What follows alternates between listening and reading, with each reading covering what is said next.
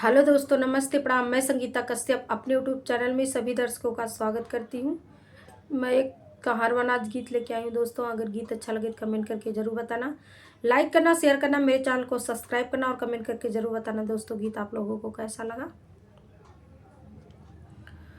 जाड़वा के दीनवा में आईली गवनवा हो कि राजा मोरना, हो कि सैया मोरना, मानई हमरो कहनवा हो कि राजा मोरना, मानई हमरो कहनवा हो कि राजा मोरना।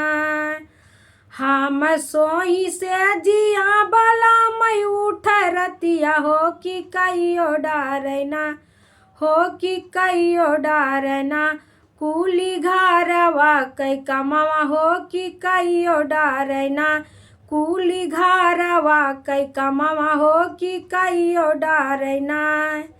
झांकी झूकी आईली केवड़िया बंद कैली हो अंगनवा में नाय, हो अंगनवा में नाय, सैया मा जैबा रतनवा अंगनवा में नाय, सैया मा जैबा रतनवा अंगनवा में नाय।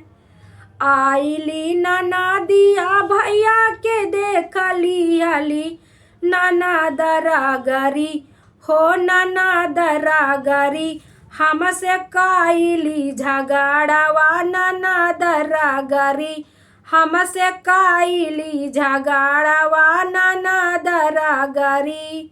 जब तू ही करबू ननदो हमसे झगड़वा हो भैया से कही के ना, हो भैया से कही के ना, तुह का भेजबई ससुरवा भैया से कही के ना, तुह का भेजबई ससुरवा भैया से कही के ना।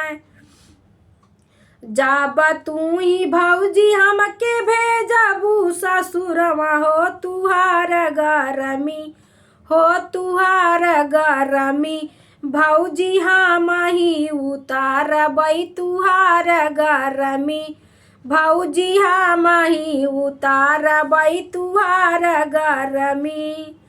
अरे मार धुई चाटवा कमरिया धुई लातवा, धाई के झोटवा, हो धाई के झोटवा, पटक भौजी के भुइया हो धाई के झोटवा, पटक भौजी के भुइया हो धाई के झोटवा। जाड़वा के दीनवा में आईली गवनवा हो कि राजा मोरना, हो कि राजा मोरना, मानई हमरो कहनवा हो कि सैया मोरना, मानई हमरो कहनवा हो कि राजा मोरना। जाड़वा के दीनवा में आईली गवनवा हो कि राजा मोरना, हो कि सैया मोरना, मानई हमरो कहनवा हो कि राजा मोरना, मानई हमरो कहनवा हो कि सैया मोरना।